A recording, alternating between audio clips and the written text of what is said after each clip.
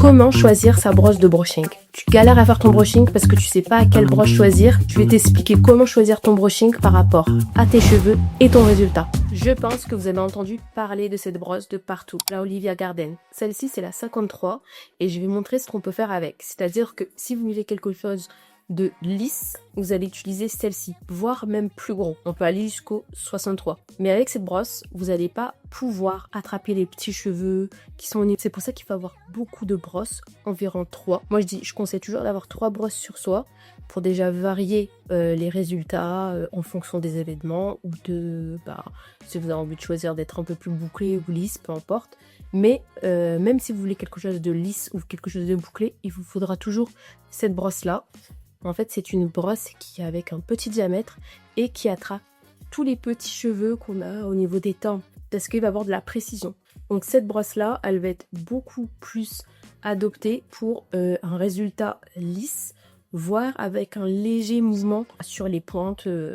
Mais voilà, on ne pourra pas avoir quelque chose de très bouclé avec celle-ci. Mais si le diamètre est gros, vous n'allez pas pouvoir avoir des boucles, mais juste un mouvement sur la pointe et lissé. Alors plus le diamètre est petit, plus vous allez avoir des boucles.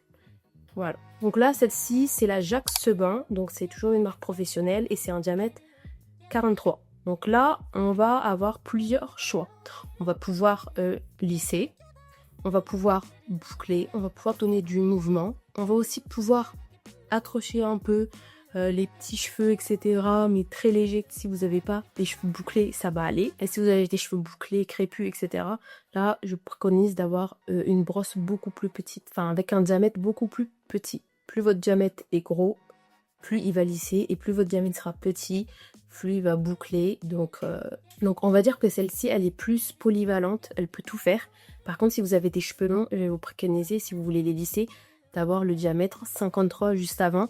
Parce que celui-ci, forcément, il est petit. Vous allez prendre plus de temps. Exemple, sur moi, si je veux quelque chose de lisse, je vais utiliser le 53 et je ne vais pas utiliser celui-ci. Celui-ci, je vais mettre beaucoup trop de temps. Mais là, je pourrais avoir du mouvement et aussi de la boucle. Voilà. Exemple, vous pouvez aussi utiliser surtout pour les personnes qui ont des franges et aussi avoir un petit dégradé devant. C'est vraiment si vous voulez lisser vos cheveux, vous lissez tous vos cheveux. Et c'est bien avoir un côté un peu cassé au niveau du devant si vous avez une frange. Ou sur le côté pour le travailler, changer de brosse. Si vous voulez faire un brushing, il va falloir avoir quand même 2 types de brosses et pas qu'une seule. Parce que vous allez être limité sur juste seulement un résultat. Donc voilà, c'est bien de varier en fonction du style, etc.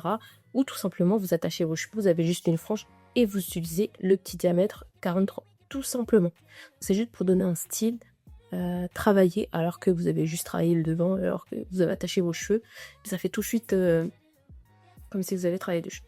Ensuite, on a le diamètre 32. Donc le diamètre 32, ça va être vraiment quelque chose de bouclé.